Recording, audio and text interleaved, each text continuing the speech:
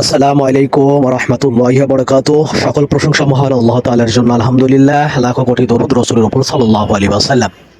মহান আল্লাহ তাআলা আল কোরআনের সূরা বাকারার মধ্যে একটি বিষয় স্পষ্টভাবে বর্ণনা করেছেন, আর সেটা হলো যে নিশ্চয় মহান আল্লাহ তাআলা তোমাদেরকে পরীক্ষা করবে, তোমাদের জানমালের ক্ষতি করে, তোমাদের ফসলের ক্ষতি করে এবং তোমাদের বিভিন্ন রোগ ব্যাধি দিয়ে এবং কি বিভিন্ন সমস্যায় ফেলে, অসুবিধায় ফেলে। তো আসলে পার্থিব জীবনটা এরকম, জীবন চলার পথে মহান আল্লাহ তাআলা আমাদের অনেক সময় অনেক সমস্যা দিয়ে, অসুবিধা দিয়ে পরীক্ষা করে থাকেন। কিন্তু আল্লাহ তাআলার সাথে সাথে কোরআনের অনেক জায়গায় এটা উল্লেখ করেছেন যে নিশ্চয় মহান আল্লাহ তাআলা ধৈর্যশীলদের সাথেই আছেন। অর্থাৎ যারা ধৈর্য ধারণ করবে দুনিয়াতে তারা অবশ্যই সফল হবে এবং আখিরাতেও তারা সফলতা অর্জন করবে।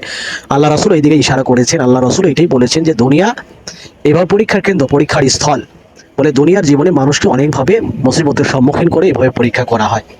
কিন্তু কোনো মুসলমান মুমিন বান্দা যদি ধৈর্য নিয়ে, ধৈর্য ধরে যদি এইভাবে পরীক্ষার মোকাবেলা করে, তো মহান আল্লাহ তাআলা অবশ্যই তাকে এই পরীক্ষায় সফলতা দান করবেন।